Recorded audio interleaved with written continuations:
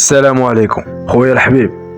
الحياة راه هكا دايرة، وماشي كلنا غنوصلوا في دقة واحدة. ماشي كلنا غنوصلوا في دقة واحدة ونحققوا كل شيء.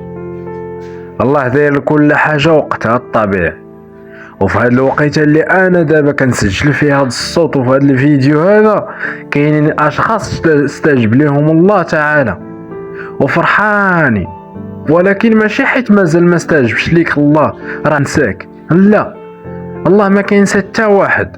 اي واحد فينا خاطرو عامره بشلا حاجات وشلا حاجات، يعني بزاف فينا باغين بزاف د الحوايج وكيتمناهم الله باش يحقق ليهم الامنيات ديالهم والاحلام ديالهم، ولكن الله محدد لكل انسان الوقيته اللي خاصو يفرحوا فيها.